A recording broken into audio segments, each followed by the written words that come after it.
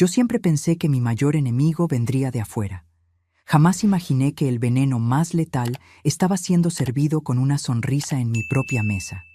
Cuando ese billete llegó discretamente a mis manos durante mi fiesta de cumpleaños número 58, mi mundo se puso patas arriba. No bebas el té. Tu vida corre peligro. Lo que pasó en las siguientes 24 horas destruyó a mi familia y me hizo cuestionar todo lo que creía saber sobre las personas que más amaba.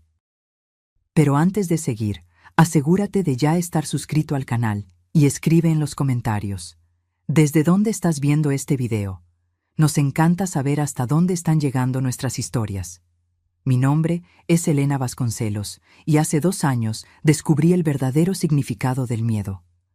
No ese miedo pasajero de un susto o una mala noticia, sino el terror profundo y paralizante de saber que alguien en quien confías quiere verte muerta. La historia comenzó una noche de primavera en São Paulo. Mi hijo Ricardo había organizado una cena sorpresa por mi cumpleaños 58 en el restaurante Portofino, un encantador establecimiento italiano en el barrio de Jardins. El lugar era acogedor, con paredes de ladrillo a la vista, candelabros de hierro forjado y el inconfundible aroma a albahaca y ajo en el aire. Las mesas de madera oscura, cubiertas con manteles a cuadros rojos y blancos, le daban al ambiente un aire rústico y familiar. Yo estaba radiante esa noche, usando un vestido azul marino que había comprado especialmente para la ocasión.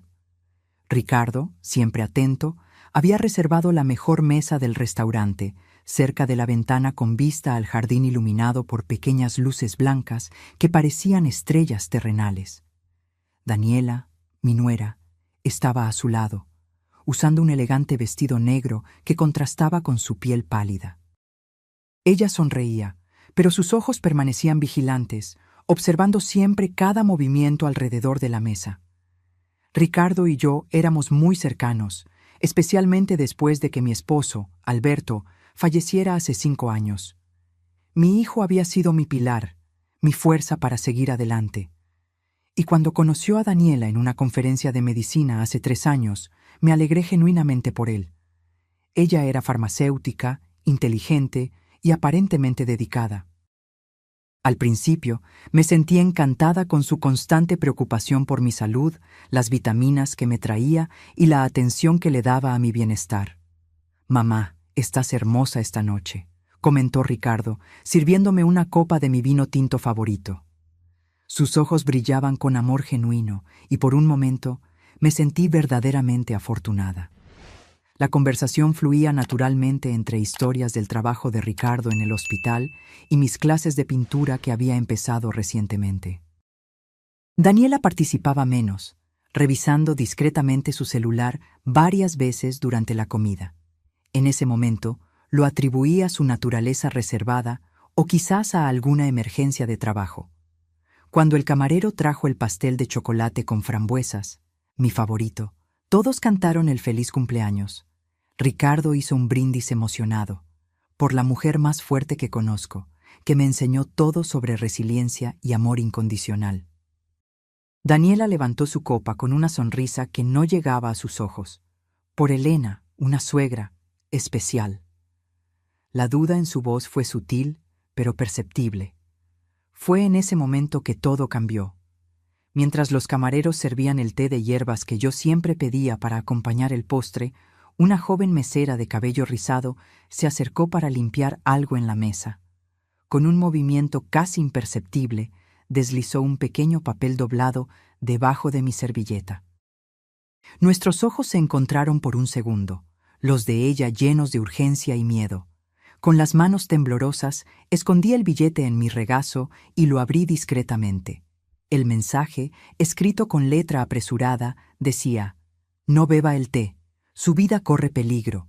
Llevo semanas vigilando». Sentí mi corazón acelerarse y la sangre helarse en mis venas. Mi primera reacción fue mirar la taza de té humeante frente a mí, el mismo té de hierbas que tomaba casi todas las noches. De repente, ese líquido ámbar parecía sombrío y amenazante. «Elena, tu té se va a enfriar», comentó Daniela, con sus ojos fijos en mi taza. Había algo depredador en su mirada que nunca había notado antes, una anticipación casi imperceptible. Estoy un poco indispuesta, respondí apartando discretamente la taza. Creo que comí demasiado. La expresión de Daniela cambió sutilmente. Una contracción casi imperceptible en la comisura de la boca, un brillo de irritación que desapareció tan rápido como apareció. Pero siempre tomas té después de las comidas. Ayuda a la digestión, ¿recuerdas? Tú misma me lo dijiste. Su insistencia encendió una alarma en mi mente. ¿Por qué estaba tan preocupada por mi té? Ricardo, sin embargo, parecía ajeno a la creciente tensión, ocupado en cortar el pastel y servir a los invitados.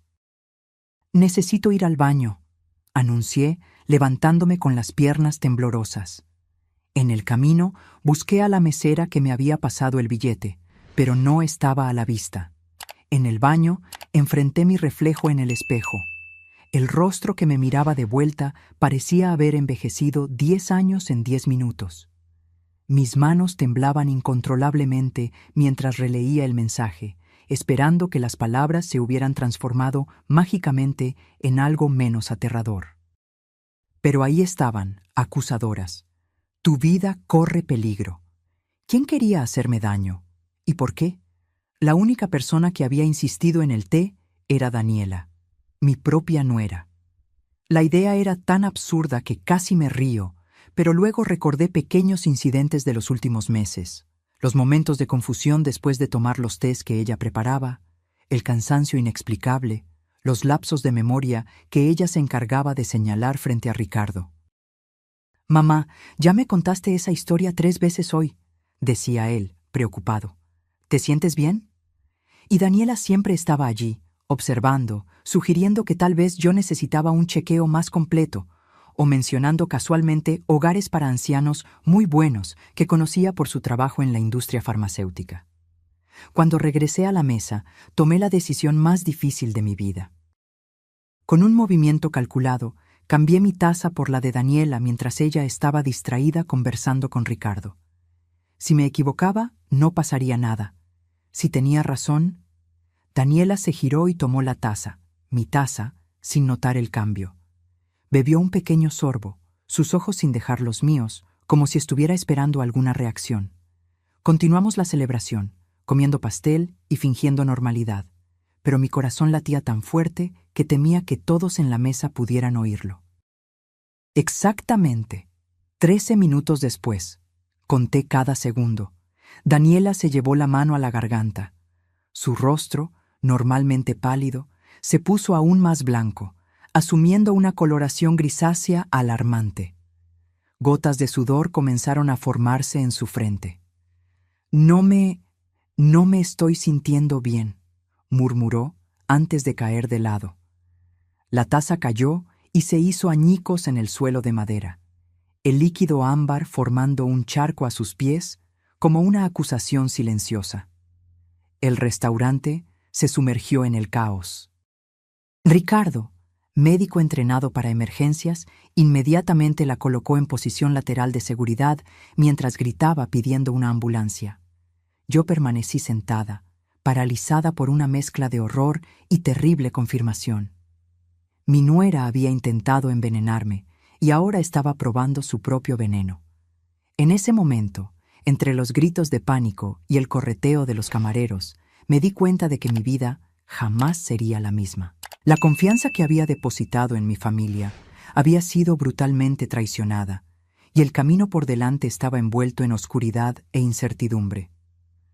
Había sobrevivido esa noche, pero ¿a qué precio? La ambulancia llegó en menos de 10 minutos, sus luces pulsantes coloreando el restaurante con flashes de rojo y azul. Los paramédicos trabajaron rápidamente, colocando a Daniela en la camilla mientras hacían preguntas urgentes sobre lo que había consumido. Ricardo, con la voz ahogada por el miedo y la confusión, no podía responder coherentemente. «Fue el té», dije, mi voz sonando extrañamente tranquila a pesar del torbellino en mi pecho. Ella bebió el té de hierbas. Mientras la ambulancia desaparecía en la noche, llevando a Daniela y a Ricardo al Hospital das Clínicas, Me quedé atrás con el billete arrugado en el bolsillo y una terrible certeza creciendo en mi corazón. No estaba segura en mi propia familia. A partir de ese momento, mi vida tal como la conocía había terminado. Una nueva realidad, sombría y peligrosa, había comenzado. Y yo necesitaba encontrar fuerzas que ni siquiera sabía que poseía para sobrevivir a lo que estaba por venir. Esa noche en el hospital fue la más larga de mi vida. El pasillo de emergencias, con sus implacables luces fluorescentes y el olor penetrante a desinfectante, parecía un purgatorio donde yo estaba condenada a esperar mientras mi mundo se desmoronaba. Ricardo alternaba entre quedarse al lado de Daniela en la UCI y volver para sentarse conmigo en la sala de espera, su rostro una máscara de confusión y desesperación. Los médicos dicen que es envenenamiento por digoxina, me informó, pasándose las manos por el cabello ya despeinado. Es un compuesto usado en medicamentos cardíacos, en dosis elevadas. No necesitó terminar la frase. Como médico, Ricardo sabía exactamente lo que significaba. Como hijo y esposo, se rehusaba a procesar la implicación. ¿Pero cómo pasó esto? Ella no tiene problemas cardíacos. ¿Por qué habría digoxina en el restaurante? Sus preguntas reverberaban por las paredes estériles, cada una de ellas un puñal en mi corazón. Pude haber contado la verdad en ese momento. Pude haber mostrado el billete, explicado el cambio de tazas. Pero algo me detuvo, el instinto de autopreservación que me decía que, sin pruebas concretas, mis acusaciones sonarían como las divagaciones de una mujer anciana posiblemente confusa. Exactamente como Daniela me había estado pintando ante Ricardo en los últimos meses. No sé, hijo, respondí, sosteniendo su mano. Esperemos a que los médicos descubran más.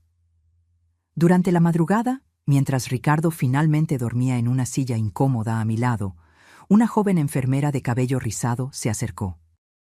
La reconocí inmediatamente. Era la misma mesera del restaurante, ahora vestida con uniforme hospitalario. «Mi nombre es Luisa Méndez», susurró, sentándose a mi lado. «Soy enfermera aquí y trabajo en Portofino en mis días libres para complementar mis ingresos. Necesitamos hablar». En los minutos siguientes, Luisa me contó una historia que me heló la sangre. Hace 3 meses, mi tía Carmen falleció tras un declive cognitivo repentino. Tenía 65 años y estaba perfectamente sana hasta que conoció a una nueva amiga, una farmacéutica llamada Daniela Moreira. El patrón que Luisa describió era aterradoramente familiar. Daniela se había acercado a su tía viuda, ganando su confianza, ofreciendo tés medicinales y vitaminas especiales. Gradualmente, Carmen comenzó a presentar síntomas de confusión, fatiga y pérdida de memoria. Daniela convenció a mi familia de que la tía Carmen estaba desarrollando demencia. Era tan convincente, tan profesional en sus observaciones. En 2 meses, mi tía fue internada en un hogar de ancianos. 1 mes después, murió de causas naturales. Luisa había sospechado en ese momento, pero no tenía pruebas. Fue solo cuando comenzó a trabajar en el hospital y vio el nombre de Daniela en los registros de visita a varios pacientes ancianos que murieron de complicaciones cardíacas que las piezas comenzaron a encajar. Cuando la vi en el restaurante con usted, la reconocí de inmediato. Llevo semanas vigilándolas, esperando encontrar una evidencia concreta. Cuando vi que insistía en el té esta noche, supe que tenía que actuar. «¿Por qué haría ella esto?», pregunté, mi voz casi inaudible. «Dinero, control», respondió Luisa simplemente. La tía Carmen tenía un seguro de vida sustancial y algunas inversiones. Poco antes de morir, modificó su testamento para incluir a su querida amiga Daniela. Sospecho que usted también tiene recursos que le interesan. De hecho, los tenía. Después de la muerte de Alberto, heredé no solo nuestra casa en Morumbi, sino también un apartamento en la costa e inversiones que nos asegurarían una jubilación cómoda. Ricardo era mi único heredero, y por extensión, Daniela tendría acceso a todo eso cuando yo faltara. «Hay más», continuó Luisa. «He estado monitoreando los exámenes de Daniela. Encontramos no solo digoxina en su sistema, sino rastros de otros medicamentos, benzodiazepinas, antipsicóticos en dosis bajas. El tipo de cóctel que, administrado regularmente en pequeñas dosis, podría inducir síntomas similares a la demencia.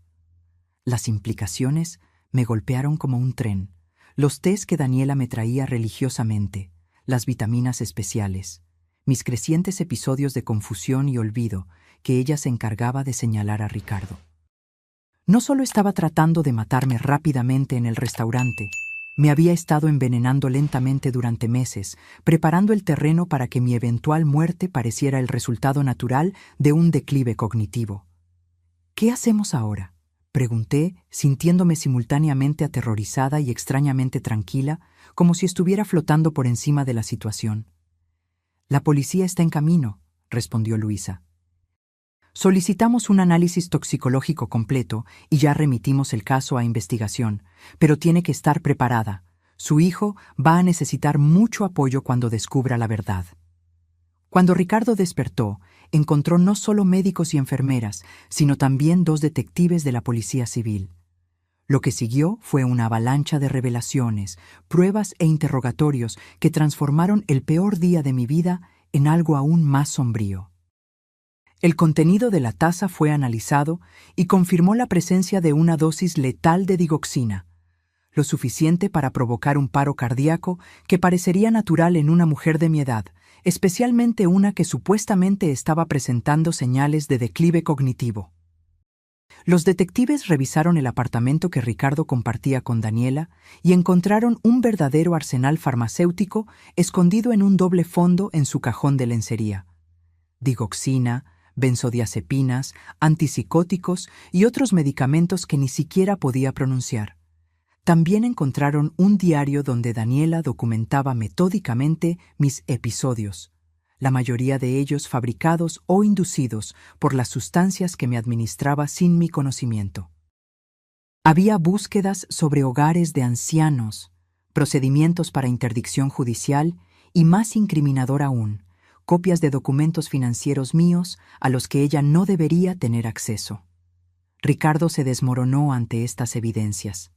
Ver a mi hijo fuerte, siempre seguro de sí mismo, reducido a sollozos incontrolables mientras intentaba conciliar la imagen de la esposa amorosa con la de una asesina calculadora, partió mi corazón de maneras que no imaginaba posibles. «¿Cómo no me di cuenta?», repetía entre lágrimas. «¿Cómo pude ser tan ciego?». La respuesta era simple y devastadora. El amor nos ciega. Ricardo amaba a Daniela y confiaba implícitamente en ella. Y Daniela había explotado esa confianza de la manera más cruel posible, usándola no solo contra él, sino también contra mí. Mientras los detectives se retiraban con promesas de mantenernos informados, permanecí al lado de Ricardo, sosteniendo su mano como hacía cuando era niño y se despertaba de una pesadilla. Solo que esta vez no había manera de despertar. La pesadilla era real y tendríamos que vivir con sus consecuencias. Esa noche, cuando finalmente regresamos a mi casa, Ricardo se rehusó a volver al apartamento que compartía con Daniela.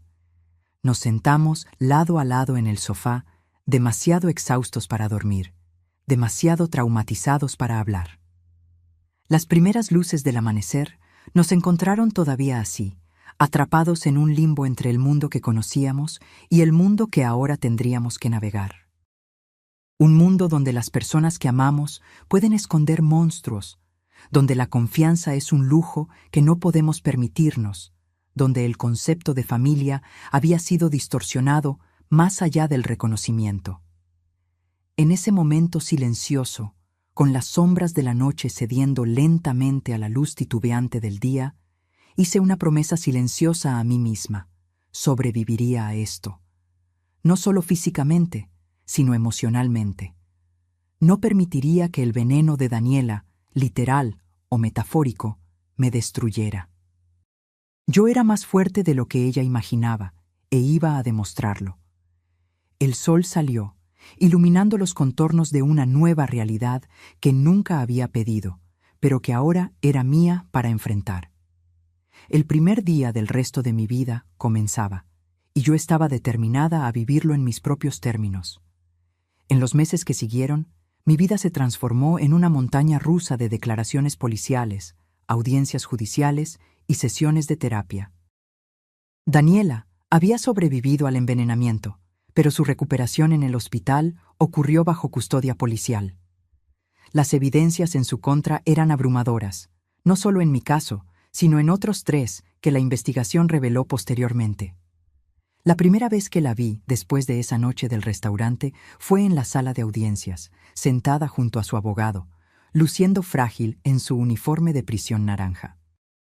Sus ojos, que antes me parecían amables, ahora parecían vacíos, ventanas a un vacío donde debería haber alma.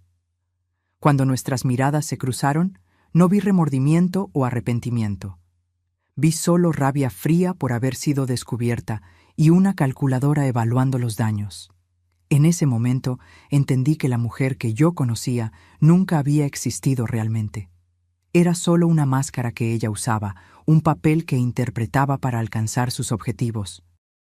El fiscal presentó el caso con precisión clínica.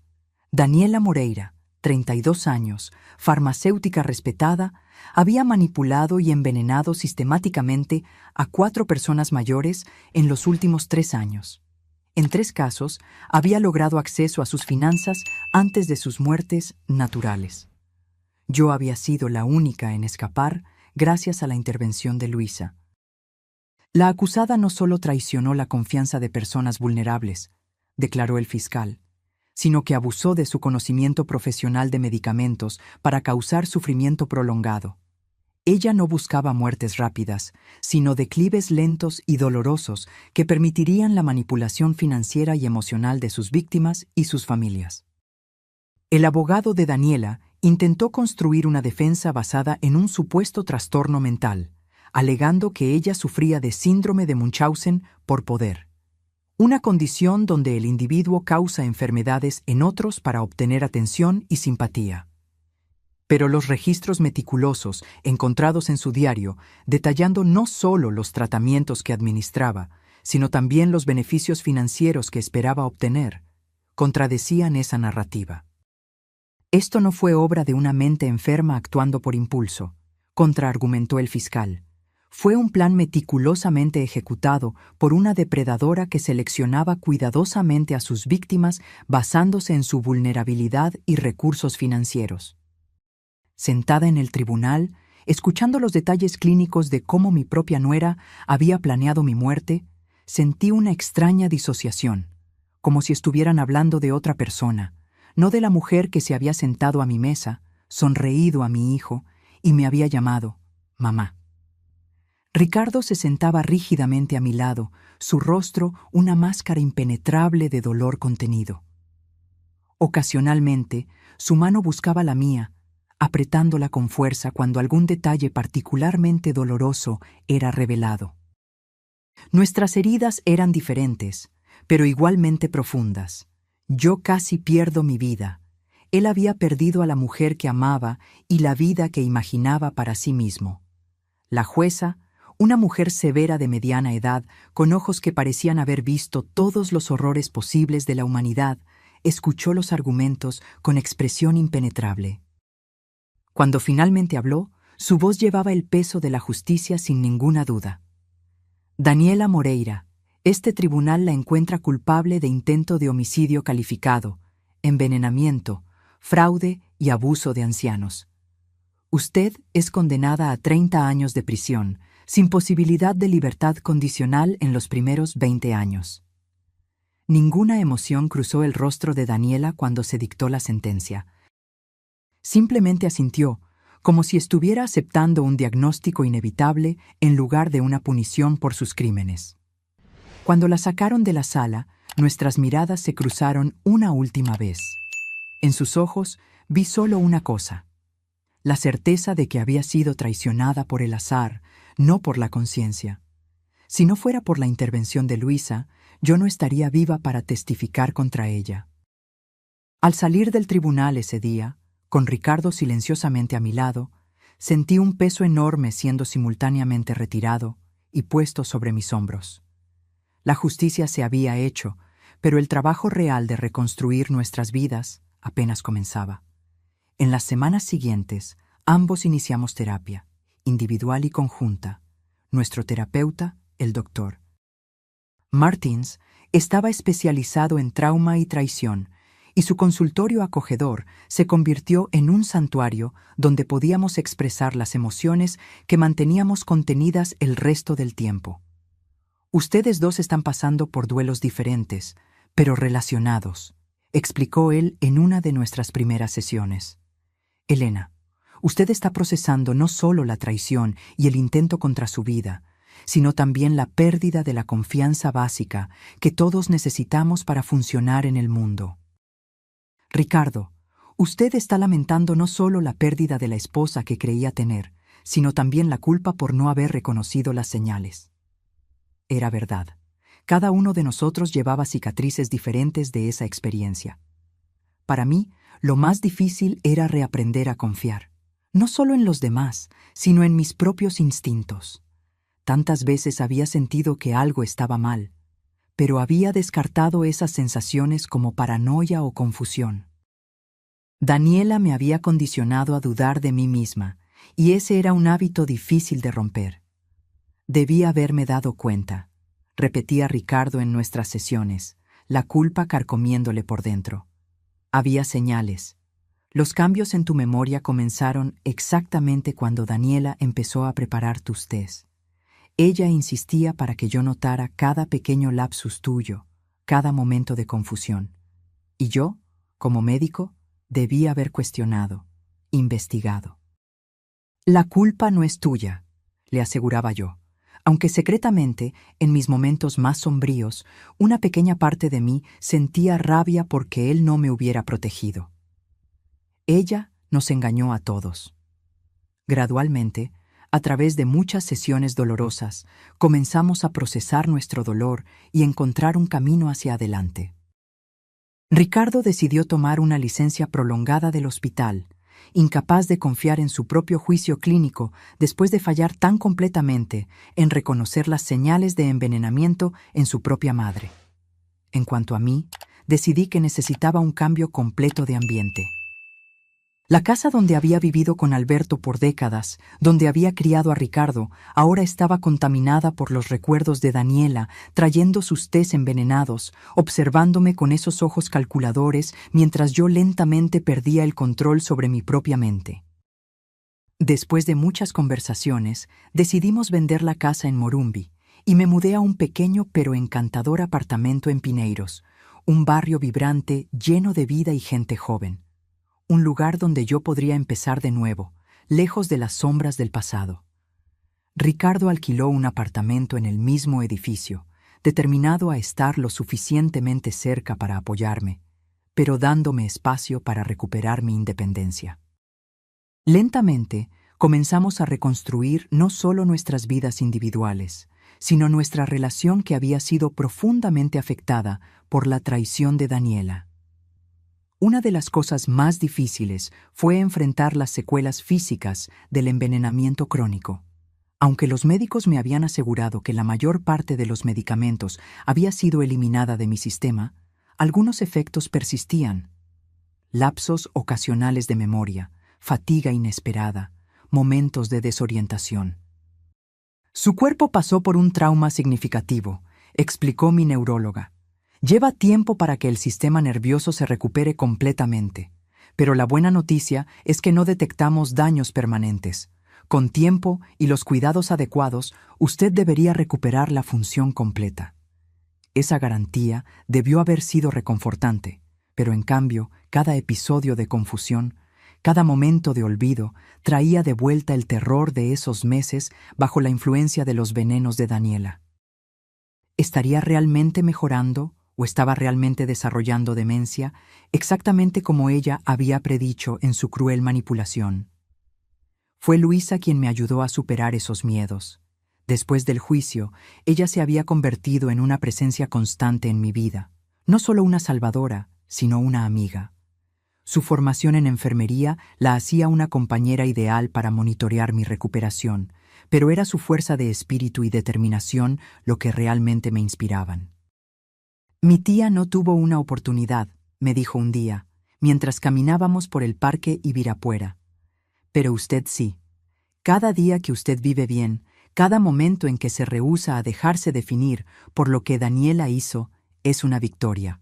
No solo para usted, sino para todas las víctimas que no pudieron presenciar que se hiciera justicia. Sus palabras me tocaron profundamente, dándole un propósito a mi supervivencia que iba más allá de la mera existencia. Yo no era solo una víctima que había escapado.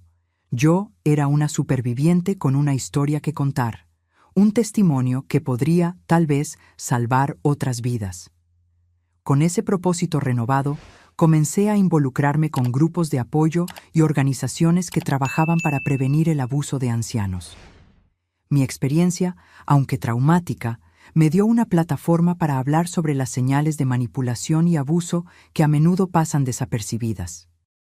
Lentamente, día tras día, recuperé no solo mi salud, sino también mi voz y mi confianza. El veneno que Daniela había inyectado en mi cuerpo se estaba disipando, y con él, el veneno de duda y miedo que ella había plantado en mi mente. El camino de recuperación no era lineal. Había días buenos y días malos, pero cada mañana que me despertaba, cada decisión que tomaba por mí misma, cada momento de claridad mental era una pequeña victoria contra el plan que casi me quitó todo. Y en las noches en que el miedo amenazaba con dominarme, recordaba las palabras de la jueza al final del juicio, dirigidas no a Daniela, sino a mí. Señora Vasconcelos, su coraje no solo salvó su vida, sino potencialmente las vidas de muchos otros. El verdadero heroísmo no está en nunca caer, sino en levantarse cada vez que caemos. Yo había caído, o mejor dicho, había sido derribada, pero ahora me estaba levantando, más fuerte y más sabia que antes. Y esa, tal vez, era la mayor victoria de todas. Un año después del juicio, fui invitada a dar una conferencia en un simposio sobre seguridad y protección de ancianos en la Universidad de São Paulo. Estaba nerviosa. Hablar en público nunca fue mi fuerte, y compartir mi historia con extraños significaba revivir momentos que parte de mí quería olvidar. Pero Luisa, que ahora coordinaba un programa de concientización sobre abuso de ancianos, me había convencido de que mi testimonio podría hacer la diferencia. Tu historia puede salvar vidas, insistió. Personas que tal vez estén pasando por situaciones similares, pero no reconocen las señales o tienen miedo de hablar. El auditorio estaba lleno. Profesionales de la salud, trabajadores sociales, estudiantes de medicina y familiares de ancianos. Al subir al escenario, mis manos temblaban ligeramente. Respiré hondo, miré a Luisa y Ricardo en las primeras filas y comencé a hablar. Mi nombre es Elena Vasconcelos. Hace un año estaba siendo lentamente envenenada por alguien que amaba y en quien confiaba. Alguien que había entrado en mi familia, ganado mi confianza y estaba metódicamente preparándome para una muerte que parecería natural e inevitable. Durante la siguiente hora, compartí cada detalle doloroso, los tés, la confusión creciente, la manipulación sutil, la forma en que Daniela se había posicionado como una cuidadora preocupada mientras lentamente me robaba no solo mi salud, sino mi dignidad y autonomía. El veneno más peligroso que me administró no fue el que ponía en mi té, expliqué. Fue la duda que plantó en mi mente. La forma en que me hizo cuestionar mi propia cordura, memoria y juicio. Cómo me convenció de que la necesitaba para navegar el mundo, porque me estaba volviendo incapaz. Hablé sobre las señales de alerta que ahora, en retrospectiva, parecían tan obvias. La insistencia de Daniela en medicarme, su interés excesivo en mis finanzas, la forma en que ella nos aislaba a Ricardo y a mí uno del otro, siempre sirviendo como intermediaria para nuestras comunicaciones. La mayor arma de los depredadores es el aislamiento, continué. Separan a sus víctimas de sus redes de apoyo. Hacen que familiares y amigos duden de la capacidad mental del anciano. Y lo más devastador, hacen que la propia víctima dude de sí misma. Cuando terminé mi relato, el silencio en el auditorio era palpable.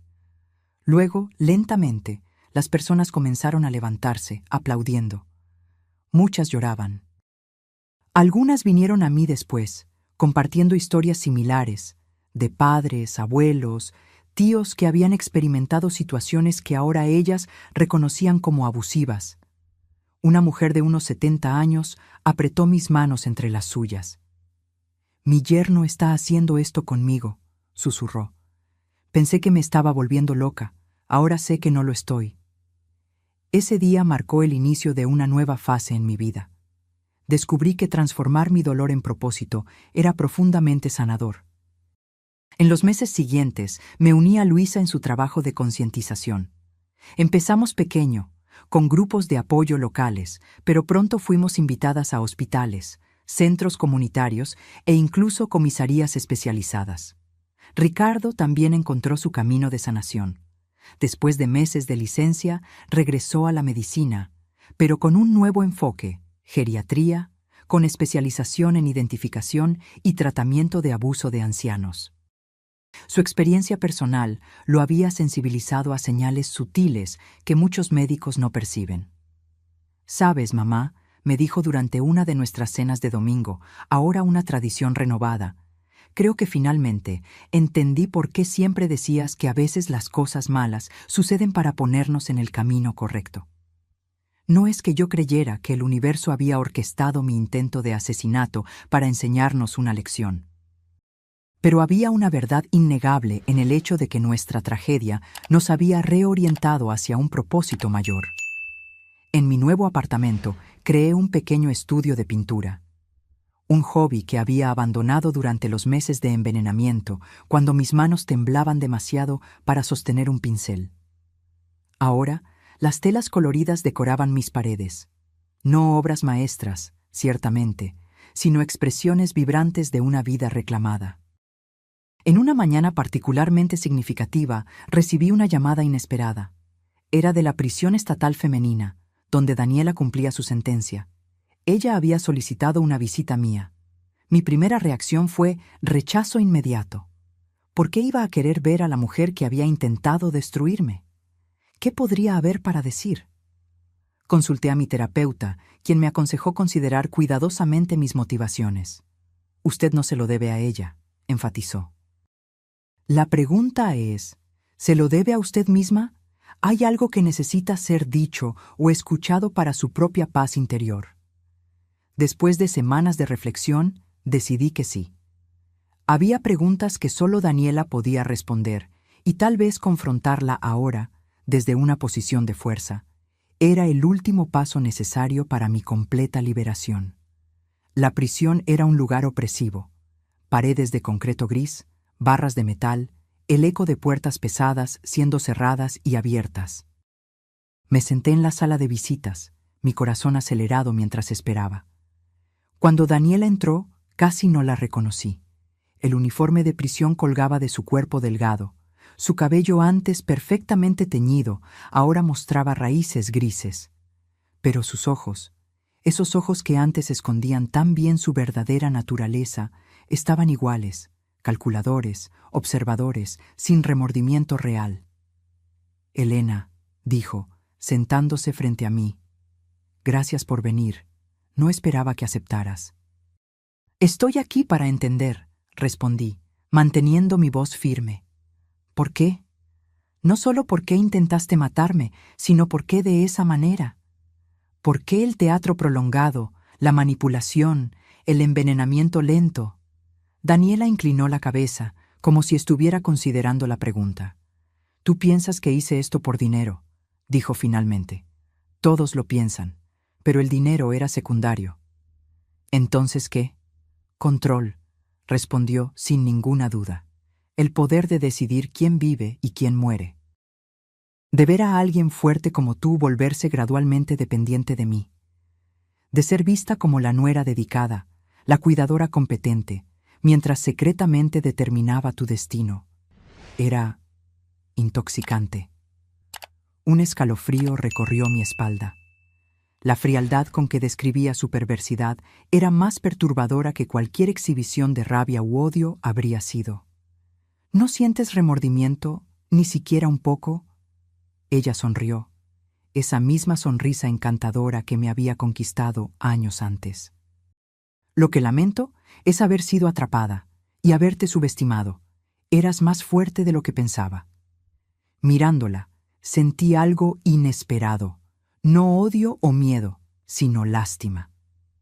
Daniela era un vacío, alguien incapaz de conexión humana genuina, para quien otras personas eran solo piezas en un juego de poder y control.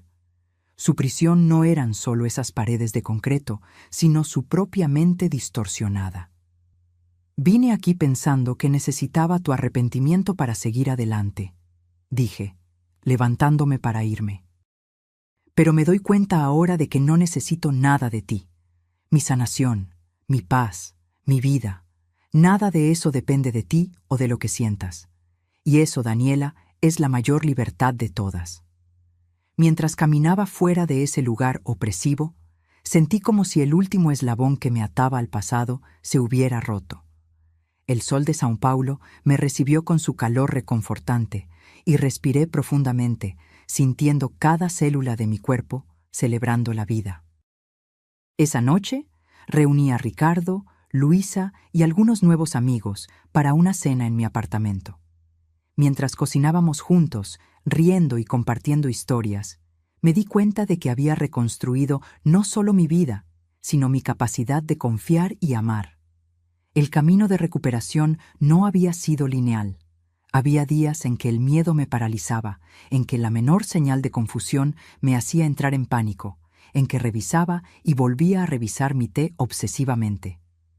Pero esos días se habían vuelto más raros. En mi cumpleaños 60, 2 años después de esa noche fatídica en el restaurante, Ricardo organizó una pequeña celebración.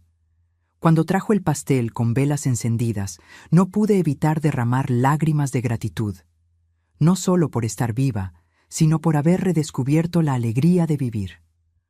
«Un brindis», dijo Luisa, levantando su copa, «por Elena, que nos enseñó que la verdadera fuerza no está en nunca caer, sino en levantarse cada vez que caemos».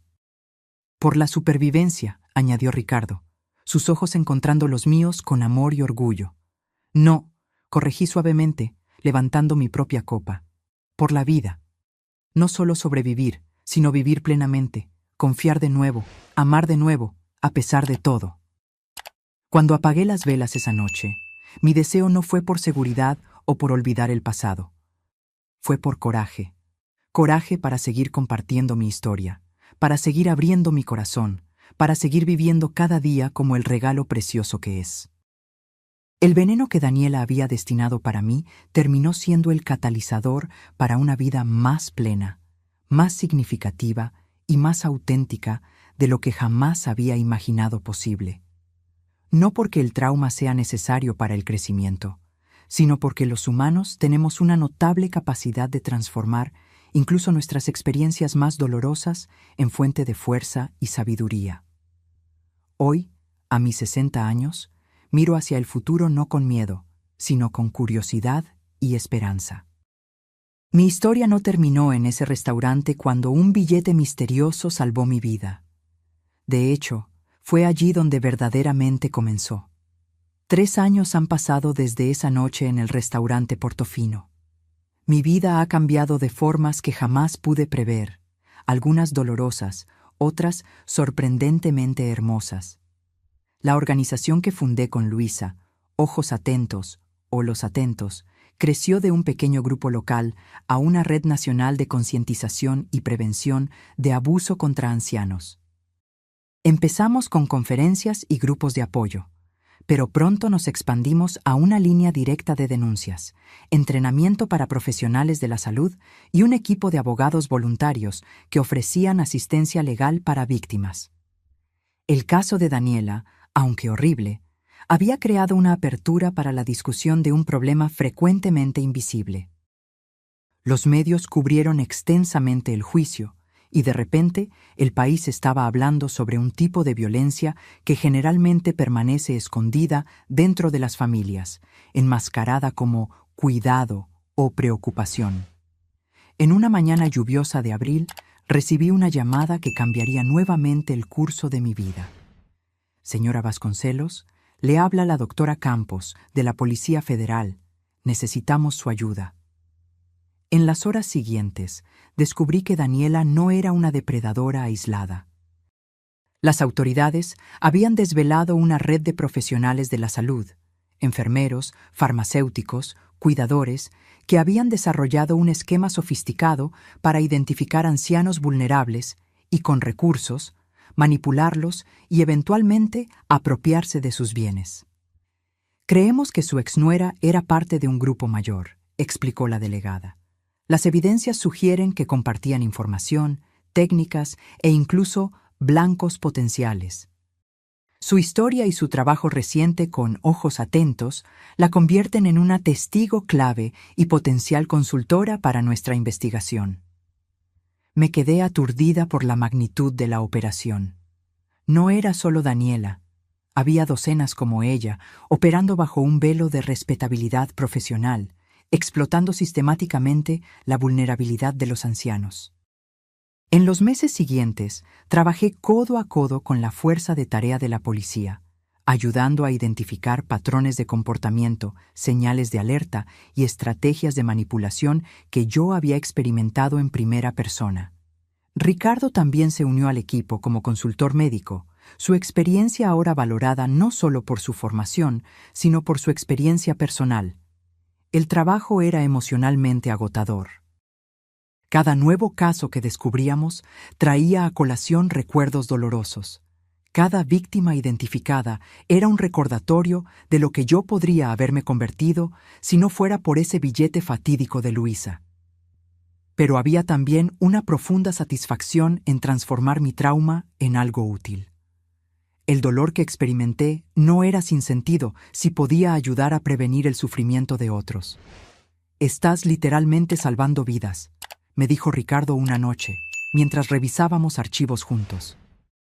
Su rostro mostraba señales de la carga que llevaba, el conocimiento de que, como médico, él había fallado en reconocer las señales de abuso, incluso cuando sucedía bajo su propio techo. «Los dos lo estamos haciendo», respondí, apretando su mano. Nuestra relación se había profundizado a través del trauma compartido y el propósito común que encontramos. No era la vida que imaginamos, pero había una belleza inesperada en nuestra jornada conjunta de sanación y significado. En una fría mañana de septiembre, asistí desde la galería del tribunal mientras la operación que llamaron Ángel de la Muerte culminaba en el juicio de 17 profesionales de la salud acusados de crímenes que iban desde fraude y abuso hasta homicidio premeditado. Daniela fue traída de la prisión para testificar como parte de un acuerdo de colaboración.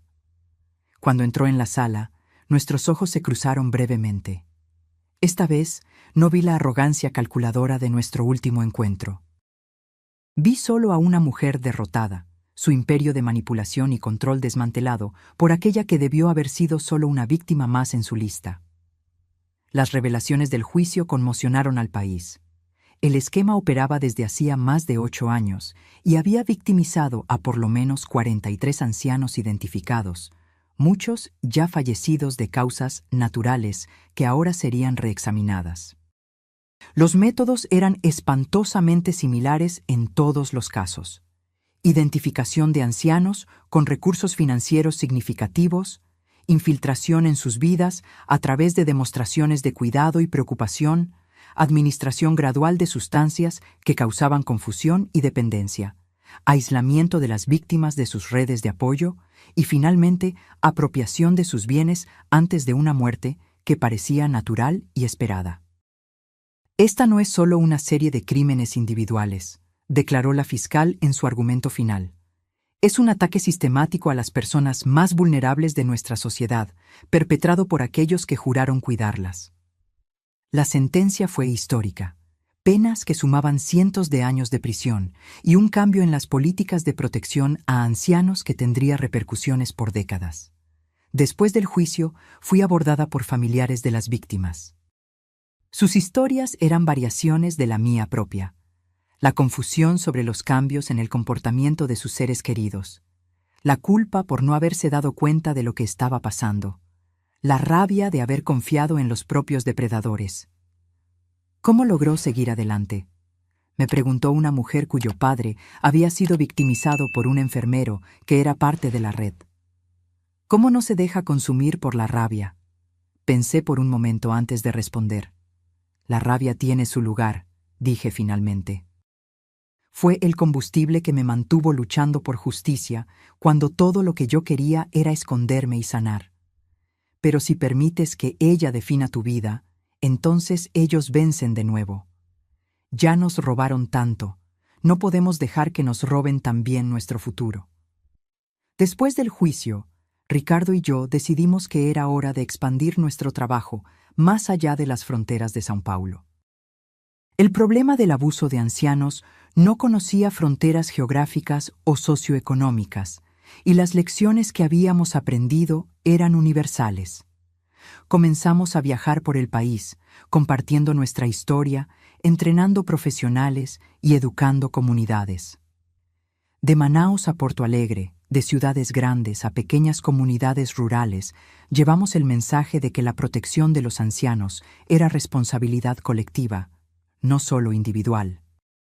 En uno de esos viajes, en una pequeña ciudad del interior de Minas Gerais, recibí una llamada que parecía cerrar un círculo.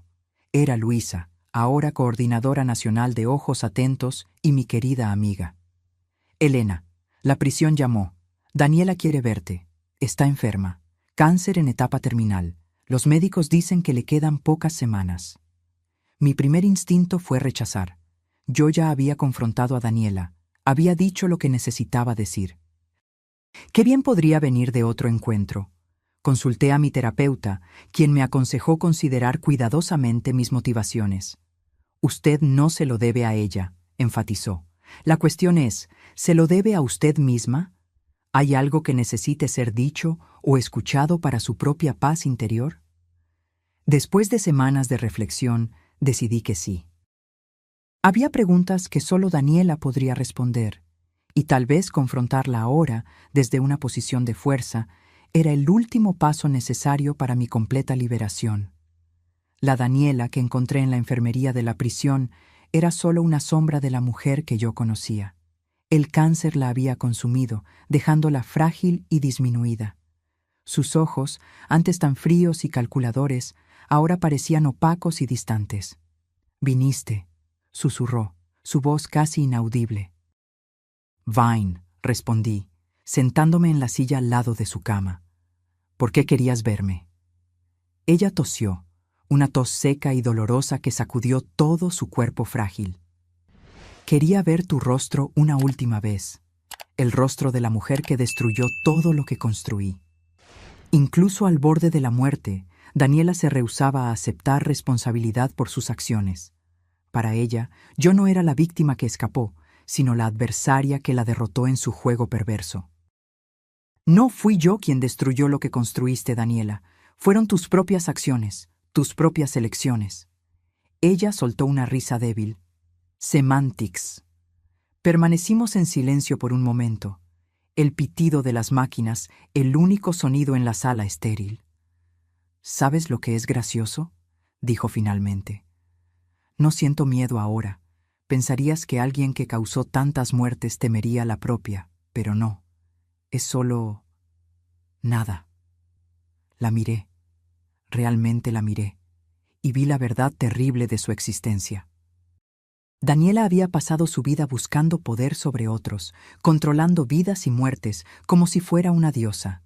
Pero al final, era solo una mujer muriendo sola, sin conexiones reales, sin amor genuino, sin legado más allá del dolor que había causado.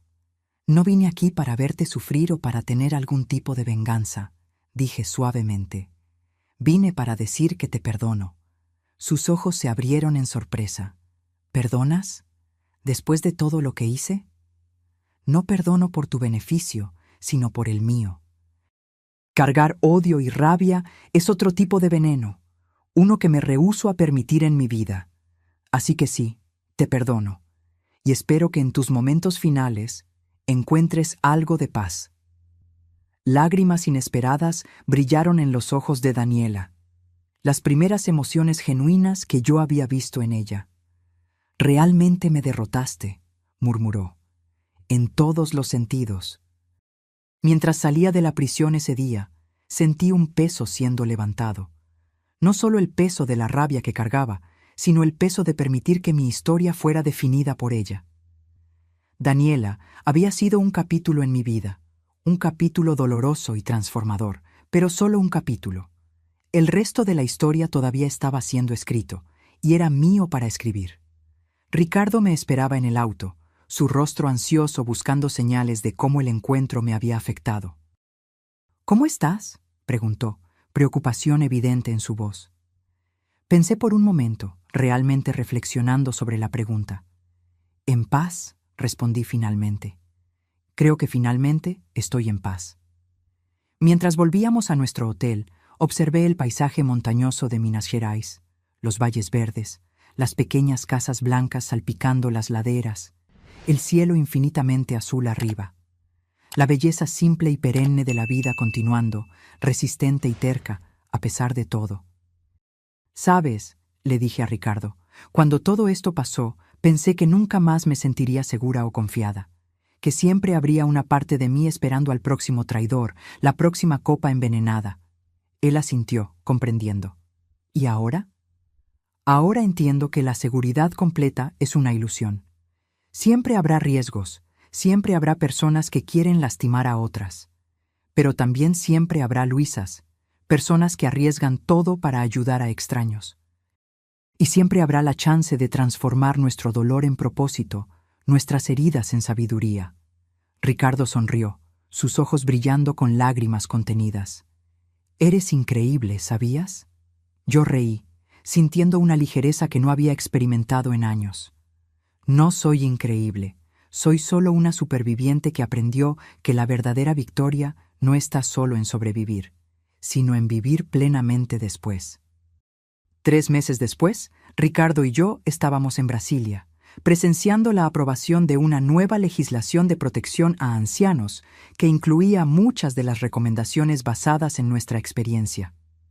La ley, que se conoció informalmente como Ley Helena, fortalecía los mecanismos de monitoreo de profesionales de la salud que trabajaban con ancianos, creaba nuevos protocolos para identificación de abuso y establecía penas más severas para crímenes contra personas vulnerables. Cuando volví a mi lugar después de mi testimonio ante el Congreso, encontré un pequeño sobre mi asiento.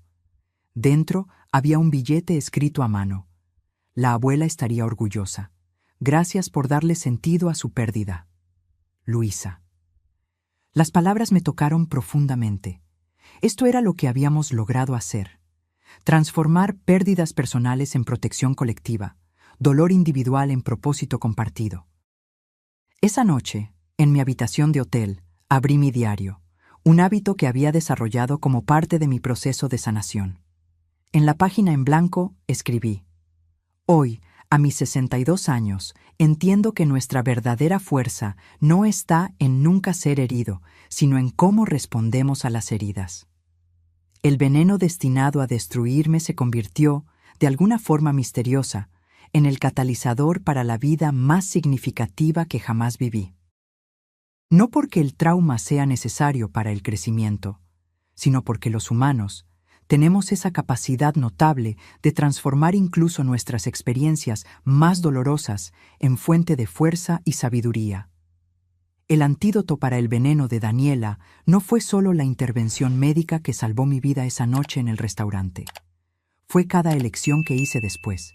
Elegir confianza sobre miedo, propósito sobre victimización, perdón sobre venganza. Fue cada persona que entró en mi vida, Luisa con su coraje, los supervivientes con sus historias, Ricardo con su amor inquebrantable. Hoy no soy solo una superviviente. Soy una mujer totalmente viva, totalmente presente, abrazando cada momento con gratitud y propósito. Y eso, tal vez, es la mayor victoria de todas.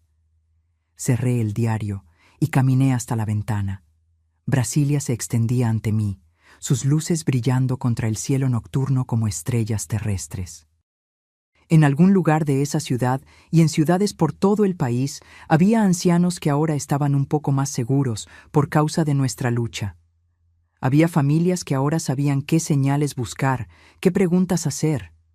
Había vidas que serían salvadas por un billete como el que Luisa me había pasado esa noche fatídica.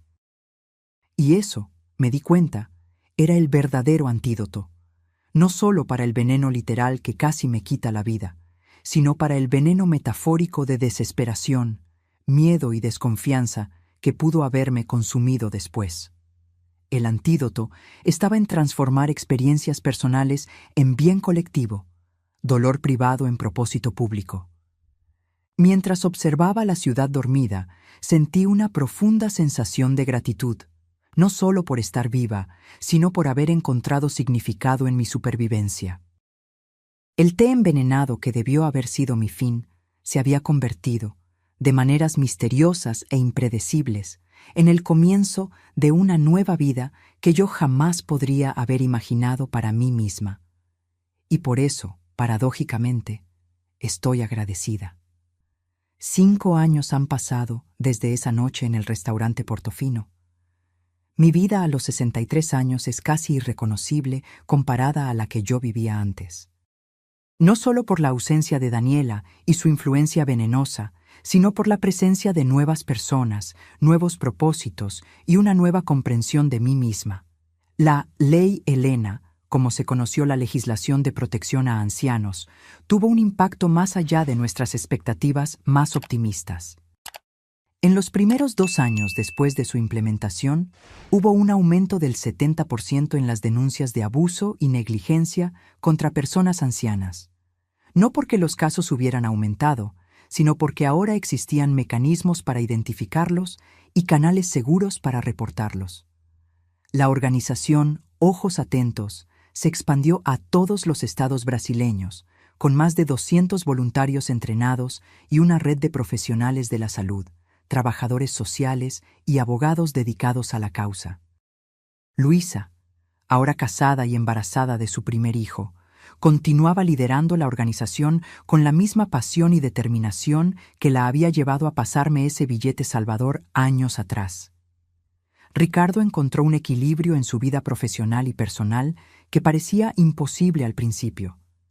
Después de años enfocado exclusivamente en su trabajo y en la causa, conoció a Sofía, una fiscal especializada en crímenes contra personas vulnerables, durante una de nuestras conferencias.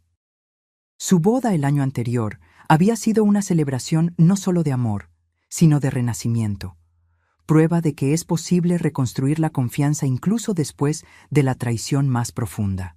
En cuanto a mí, encontré una paz que jamás imaginé posible. Mi apartamento en Pinheiros se convirtió no solo en un hogar, sino en un centro de encuentros regulares para supervivientes de abuso, un espacio seguro donde personas compartían historias, recursos y esperanza. Mi pintura, que comenzó como terapia, había evolucionado a una verdadera pasión. Para mi sorpresa, una pequeña galería en el barrio de Vila Madalena había organizado una exposición de mis trabajos, una serie de telas que exploraba visualmente la jornada de la vulnerabilidad a la resistencia, del miedo al coraje, del aislamiento a la comunidad. En una tarde soleada de sábado, mientras yo arreglaba mi estudio para recibir a un grupo de señoras para nuestra clase semanal de pintura terapéutica, recibí una llamada de un número desconocido. «¿Señora Elena Vasconcelos?», preguntó una voz joven y titubeante. «Sí, soy yo. Mi nombre es Diego Moreira. Yo soy hijo de Daniela». El mundo pareció detenerse por un momento. Yo sabía que Daniela tenía un hijo de una relación anterior, un joven que vivía con el padre en Río Grande do Sul y que, por lo que sabíamos, no tenía contacto con ella desde hacía años. Ricardo había intentado localizarlo durante el juicio, preocupado por su bienestar, pero el padre había rehusado cualquier contacto. «Diego», respondí finalmente, mi voz más tranquila de lo que me sentía. «¿Cómo estás?». Un suspiro pesado del otro lado de la línea. Estoy lidiando. Por eso estoy llamando. Tengo 21 años ahora y finalmente decidí enfrentar todo esto. He seguido su trabajo. Vi algunas de sus conferencias en línea. Me gustaría conocerla si es posible. Marcamos un encuentro para la semana siguiente en un café tranquilo cerca de la Plaza de la Libertad, Praça da Liberdade. Cuando llegué, lo reconocí inmediatamente, a pesar de nunca haberlo visto antes. Él tenía los mismos ojos intensos de Daniela, aunque los de él eran transparentes de una forma que los de ella nunca fueron. «Gracias por venir», dijo, apretando mi mano nerviosamente. No la habría culpado si se hubiera rehusado. En los primeros minutos, la conversación fue tensa y titubeante. Diego sostenía su taza de café con tanta fuerza que temí que pudiera romperla. Sus ojos evitaban los míos, como si temiera lo que podría encontrar en ellos. «Yo no sabía sobre lo que mi madre hacía», comenzó abruptamente. «Mi padre me llevó cuando tenía 12 años. Decía que ella era inestable, pero nunca explicó realmente lo que eso significaba. Perdimos contacto, y luego, de repente, ella estaba en todos los periódicos. Sentí mi corazón encogerse por este joven que cargaba una carga que no era suya. Diego, no tienes que explicarte. Tú no eres responsable por las acciones de ella». «Tal vez no», respondió finalmente encontrando mis ojos. «Pero siento que necesito entender. Necesito saber si hay algo de ella en mí, algo que yo debería temer». La pregunta flotó entre nosotros, pesada con implicaciones.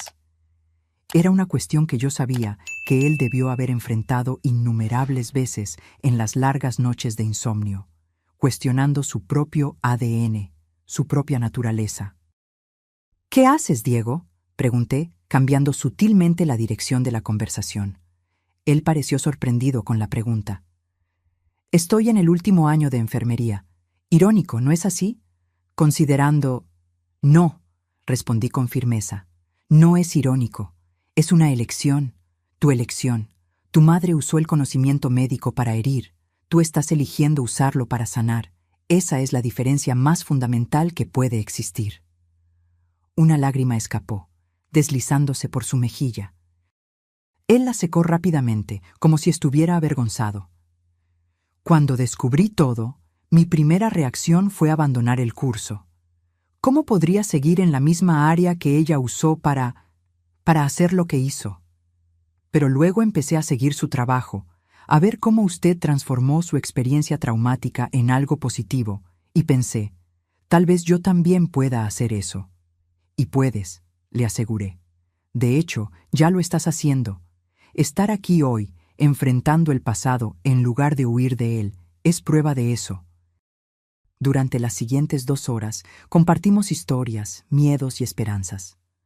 Diego me contó sobre crecer con una madre que alternaba entre afecto exagerado y frialdad desconcertante, sobre los cambios frecuentes de ciudad, sobre los amigos ancianos que Daniela cultivaba y que inevitablemente desaparecían de sus vidas. Le conté sobre mi jornada de sanación, sobre encontrar propósito en el dolor, sobre reconstruir la capacidad de confiar. Hablé sobre Ricardo y cómo él también había luchado con la culpa y el miedo, a pesar de no haber hecho nada malo. Al final de nuestro encuentro, algo había cambiado. La tensión inicial había dado lugar a una conexión inesperada. No de amistad exactamente, tal vez ni siquiera de comodidad completa, pero de comprensión mutua. Éramos 2 personas cuyas vidas habían sido profundamente marcadas por la misma mujer, de maneras completamente diferentes, y que estaban encontrando caminos para seguir adelante. «¿Puedo preguntar una cosa?», dijo Diego cuando nos estábamos despidiendo. «¿Usted realmente la perdonó? Leí sobre eso en una entrevista, pero siempre me pregunté si era verdad». Consideré la pregunta cuidadosamente. Perdonar no significa olvidar o disculpar lo que fue hecho. Para mí, significó liberar el poder que la rabia y el resentimiento tenían sobre mí. Así que sí, la perdoné, no por ella, sino por mí. Y esa fue una de las decisiones más liberadoras que jamás tomé. Él asintió lentamente. Yo todavía estoy trabajando en eso. A veces siento rabia de ella por haberme abandonado. Otras veces Siento rabia porque hizo lo que hizo con usted y las otras víctimas. Y a veces siento culpa por sentir cualquier cosa aparte de rabia. El perdón no es un destino, Diego. Es una jornada, y cada persona encuentra su propio camino, a su propio tiempo. Nos despedimos con un abrazo titubeante que ninguno de nosotros había planeado. Cuando me alejé, vi algo en sus ojos que no estaba allí cuando nos encontramos. Una pequeña chispa de esperanza, tal vez. La posibilidad de redención no por los pecados de su madre, que no eran suyos para redimir, sino por el dolor compartido que ahora podría, tal vez, ser transformado en sanación compartida. En los meses siguientes, Diego se convirtió en un aliado inesperado en nuestro trabajo. Como estudiante de enfermería, él trajo una perspectiva única a nuestras iniciativas de prevención. El conocimiento interno de los sistemas y prácticas que depredadores como Daniela habían explotado, combinado con una empatía genuina por las víctimas que solo puede venir de alguien que también cargaba cicatrices, aunque diferentes. En una tarde particularmente significativa, Diego y Ricardo se encontraron por primera vez en uno de nuestros seminarios de entrenamiento. Observé de lejos su interacción, temiendo la tensión que podría surgir. Para mi sorpresa y alivio, vi a Ricardo extender la mano primero. Vi el apretón de manos firme, la conversación que comenzó titubeante pero pronto se volvió absorbente. Más tarde, Ricardo me contó que habían hablado sobre medicina, sobre vocación, sobre encontrar propósito en el trabajo de sanación. «Es un buen muchacho», dijo Ricardo simplemente. «No tiene nada de ella, excepto tal vez la determinación, pero él la usa para el bien». En la noche de mi cumpleaños 63, reunimos a un grupo pequeño e íntimo en mi apartamento. Ricardo y Sofía, Luisa y su esposo con su bebé recién nacido, algunos amigos queridos de los grupos de apoyo, y Diego, que se había convertido en una presencia constante en nuestras vidas. Mientras compartíamos una comida preparada con amor e historias contadas con honestidad, observé los rostros alrededor de la mesa. Rostros marcados por diferentes tipos de dolor, diferentes tipos de sanación. Todos unidos no solo por el trauma compartido, sino por el rechazo colectivo a permitir que ese trauma tuviera la última palabra. Cuando llegó la hora del brindis, Ricardo se levantó, copa en mano. «Por mi madre», dijo, su voz firme pero emocionada, que nos enseñó que nuestra mayor fuerza no está en nunca caer, sino en cómo elegimos levantarnos. «Por Elena», añadió Luisa, que transformó su veneno en antídoto para tantos otros. «Por la familia», dijo Diego suavemente, «no la que nacemos, sino la que elegimos crear». Mientras las copas tintineaban y las conversaciones fluían, sentí una ola de gratitud tan intensa que casi me quitó el aliento. No gratitud por lo que había pasado, nunca eso, sino por lo que había surgido después. Por la comunidad nacida de la soledad, por el propósito nacido del dolor, por el amor nacido del miedo. Más tarde esa noche, sola en mi estudio, puse la última pincelada en un lienzo en el que había estado trabajando por meses. Un autorretrato, no como yo era antes de Daniela, ni como yo era durante la pesadilla del envenenamiento, sino como yo era ahora. Una mujer de 63 años, con líneas de expresión que contaban historias de risas y lágrimas, con ojos que habían visto lo peor de la humanidad y aún así elegían buscar lo mejor, con manos que habían temblado de miedo y ahora creaban belleza y construían conexiones. Di un paso atrás para observar la obra completa y me di cuenta de que, finalmente, había encontrado no solo paz, sino algo más profundo y más duradero: propósito. El propósito que viene no solo de sobrevivir, sino de usar esa supervivencia para iluminar el camino para otros. El veneno que Daniela había destinado a destruirme había, a través de una alquimia que aún no comprendo completamente, se transformado en el catalizador para la vida más significativa que yo jamás había vivido. Esta no es una historia sobre perdón o redención fácil. No hay finales limpios o resoluciones perfectas para traumas como este. Hay solo la elección diaria de continuar, de transformar, de crecer. Y esa elección, descubrí, es el verdadero antídoto. No solo para el veneno literal que casi me quita la vida esa noche en el restaurante Portofino, sino para todos los venenos metafóricos que amenazan con paralizarnos. Miedo, desconfianza, aislamiento, desesperación. A mis 63 años, con más vida detrás de mí que por delante, no lamento el pasado ni temo el futuro. Abrazo el presente con gratitud y propósito, sabiendo que cada día es una oportunidad no solo para vivir, sino para vivir significativamente. Y eso, tal vez, es la mayor victoria de todas, no solo sobrevivir al veneno, sino florecer a pesar de él. No solo evitar la muerte, sino abrazar plenamente la vida, con todas sus complejidades, desafíos y bellezas inesperadas. Mi nombre es Elena Vasconcelos. Sobreviví a un intento de asesinato. Y esta no es solo mi historia de supervivencia, es mi declaración de vida. Una vida que es mía para vivir, mía para valorar y, más importante, mía para compartir. 7 años después de esa noche fatídica, me encuentro reflexionando sobre la extraordinaria jornada que recorrí. Hoy, a mis 65 años, lidero una de las mayores organizaciones no gubernamentales de protección a ancianos de América Latina.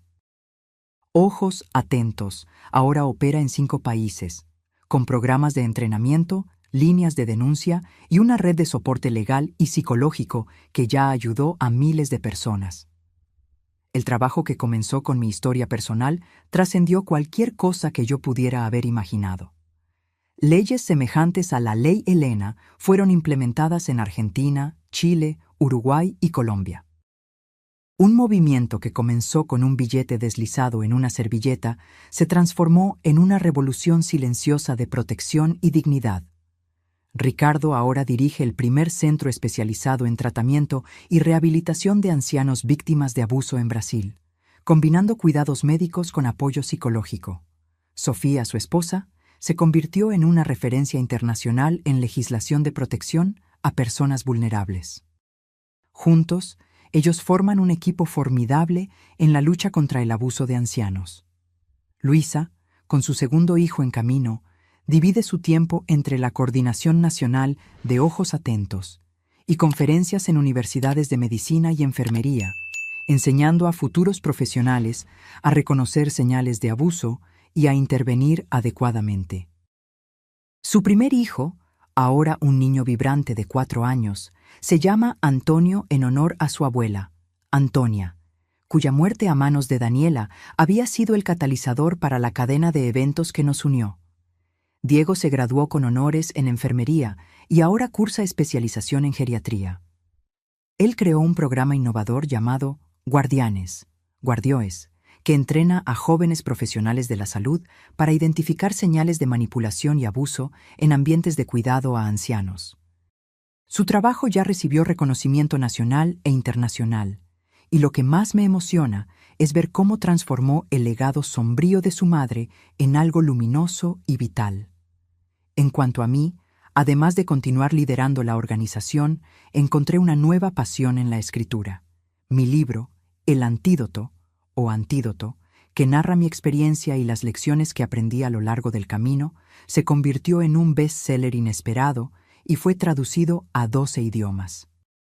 Las cartas que recibo de lectores alrededor del mundo, ancianos que encontraron coraje para denunciar abusos, familiares que reconocieron señales de manipulación a tiempo de intervenir, profesionales de la salud que cambiaron sus prácticas, son testimonio del poder de una única historia para catalizar cambios a escala global. En una tarde de otoño, mientras preparaba notas para una conferencia internacional sobre derechos de los ancianos en Ginebra, recibí una llamada del director de la prisión donde Daniela había cumplido su pena hasta fallecer. Señora Vasconcelos, encontramos algo en las pertenencias personales de Daniela Moreira que creemos que usted debería ver.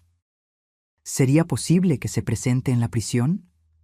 Al día siguiente, me senté en una sala administrativa austera, donde el director colocó una caja de cartón simple sobre la mesa. Esto estaba entre los ítems guardados de Daniela. Fue encontrado durante la limpieza final de sus pertenencias tras su fallecimiento. Hay una carta dirigida a usted. Con manos ligeramente temblorosas, abrí el sobre amarillento. La letra era pequeña y precisa, el tipo de caligrafía que se esperaría de alguien con entrenamiento médico. Elena, si estás leyendo esto, significa que ya no estoy aquí. No espero tu perdón ni tu comprensión. Ambas sabemos que no merezco ninguno de los dos. Pero hay algo que necesito que sepas. Cuando nos encontramos por última vez, dijiste que me perdonabas. En ese momento, pensé que era solo otra manipulación, un intento de mostrarte moralmente superior. Pasé meses intentando encontrar el ángulo, el beneficio oculto para ti, porque así era como yo veía el mundo, como un juego perpetuo de poder y control. Pero algo en tus palabras permaneció conmigo. La idea de perdonar no por el beneficio del otro, sino por una misma, de liberarse del veneno del odio y la rabia. No puedo decir que aprendí a arrepentirme verdaderamente de lo que hice. Hay algo fundamentalmente roto en mí que nunca fue arreglado. Pero puedo decir que, por primera vez, comprendí el concepto de liberación a través del perdón, incluso si no puedo experimentarlo completamente. En la caja encontrarás documentos detallando todas mis víctimas, incluyendo algunas que nunca fueron descubiertas por la investigación. Nombres, fechas, métodos, montos financieros, todo está allí. No quiero que vaya para Diego. Él está construyendo su vida honestamente, y este dinero lo contaminaría. Tal vez puedas usarlo para tu trabajo con ojos atentos. Una última ironía. El dinero destinado a destruir ancianos vulnerables ahora siendo usado para protegerlos. No espero que estas acciones cambien como tú o el mundo me ven. No deberían. Pero quiero que sepas que tus palabras, de alguna forma, alcanzaron incluso a alguien como yo. Daniela Moreira. Me senté en silencio por varios minutos después de terminar de leer, las emociones conflictivas atravesándome en olas. Shock, tristeza, un extraño tipo de alivio. No por Daniela, cuya redención parcial y tardía no podía deshacer el mal que causó, sino por la confirmación de algo que yo había comenzado a creer a lo largo de los años, que incluso en las circunstancias más sombrías, la verdad y la compasión tienen un poder transformador que trasciende nuestra comprensión inmediata. Los documentos en la caja revelaron 7 víctimas adicionales a lo largo de 4 estados brasileños, casos que habían sido atribuidos a causas naturales o accidentes. Trabajando con las autoridades, logramos notificar a las familias, proporcionando respuestas para preguntas que habían permanecido abiertas por años, a veces décadas. En cuanto al dinero, más de $2 millones acumulados a través de fraudes, manipulaciones y asesinatos, decidimos, después de consultas con Ricardo, Diego y el Consejo de Ojos Atentos, usarlo para establecer un fondo de compensación para las familias de las víctimas y para financiar un nuevo centro de investigación dedicado a la prevención de abuso contra ancianos. La ironía no escapó a ninguno de nosotros. El dinero acumulado a través de la explotación de ancianos vulnerables ahora siendo usado para protegerlos. Era una especie de justicia poética que, aunque no podía deshacer el pasado, ofrecía una oportunidad de resignificarlo. En mi conferencia en Ginebra, compartí este último giro en mi historia, no para ofrecer redención fácil a Daniela, sino para ilustrar el principio que había guiado mi trabajo en los últimos 7 años, que incluso en las historias más sombrías de abuso y traición hay la posibilidad de transformación y sanación. El abuso de ancianos prospera en el silencio y el aislamiento, concluí. Nuestro trabajo es romper ese silencio, construir conexiones donde existe aislamiento y transformar historias de victimización en narrativas de empoderamiento y cambio sistémico. El auditorio se levantó en una ovación que me tomó por sorpresa. Mientras miraba aquellos cientos de rostros, profesionales dedicados de decenas de países, unidos por el compromiso compartido con la dignidad y protección de los ancianos, sentí una ola de esperanza tan intensa que casi me dejó sin aliento. Esa noche, En la terraza de mi hotel con vista al lago Ginebra, llamé a Ricardo, Diego y Luisa en una videollamada conjunta para compartir el éxito de la conferencia y las nuevas alianzas internacionales que habíamos establecido. Jamás adivinarían quién vino a hablar conmigo después de la conferencia, dije, incapaz de contener mi emoción. La directora general de la Organización Mundial de la Salud.